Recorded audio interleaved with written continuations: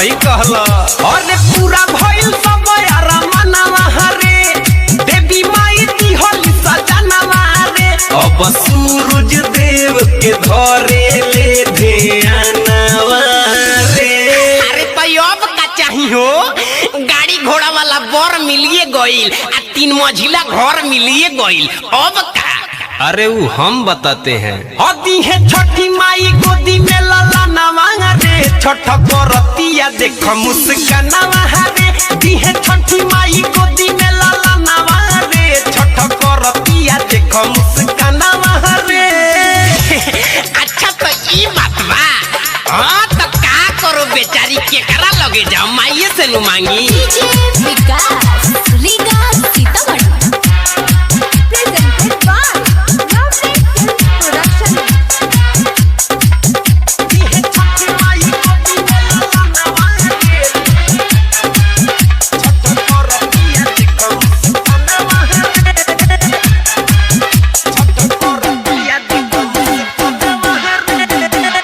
दिन से बिया भूखल रे, होठ झुराइल मुँह सुखल रे। ओहो बॉबी के बड़ी दासा हो गइल बना। और 3 दिन से बिया भूखल रे, होठ झुराइल मुँह सुखल रे, कबले दर्शन दिहे आदित मलयास में बिया रुकल रे। घाट पर से ना जाई रे, जबले आशीष न पाई रे, बिया ठनले भूखे भल ही निकल जाए जानवा रे। हाँ तो ठीक न करतिया बॉबी रे, जब लेक माई तोरा के आशीष दिहे ना तब तक यहाँ से हिले के नहीं खे, भिड़ल रह। दिहे छठी माई गोदी में लाला नवा रे, छठ करतिया देख मुस्कानवा रे, दिहे छठी माई गोदी में लाला नवा रे, छठ करतिया देख मुस्कानवा रे,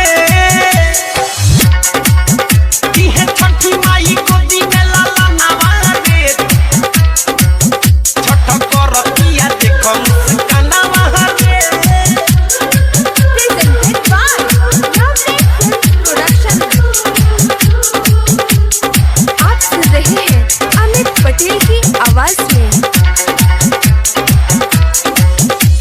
सब कुछ करा पास बाहो, एक ही गोलाल के आस बाहो। अरे तो हो मिली, एमे चिंता के का बात बा। और सब कुछ करा पास बाहो, एक ही गोलाल के आस बाहो, कबले सपना पूरा होई, सोच के मनवा उदास बाहो। पूरा कदाई छठी माई हो, दे दो एगो बबुआ खिलाई हो, को तो फर दए कर हमरो इहे बकहानावा रे। ओहो आई हो राम, ए छठी माई, ए सूरज बाबा, बबी पर दया करो। हदी है छठी माई गोदी में लाला नवा रे, छठ करतिया देख मुस्कानवा रे, दी है छठी माई गोदी में लाला नवा रे, छठ करतिया देख मुस्कानवा रे। अरे पूरा भइल सब यारा मनवा रे, देवी माई दिहली सजनवा रे, अब सूरज देव के धरे ले ध्यानवा रे। अरे वाह, हौ देखो माई के आशीष भइल, हो ते दिया देखो जर गइल, आ बबी सच्चा मन से पूजा कइलस, गोद एकर भर गइल जी। हदी है छठी माई गोदी में लाला नवा रे, छठ करतिया देख मुस्कानवा रे, दी है छठी माई गोदी में लाला नवा रे, छठ करतिया देख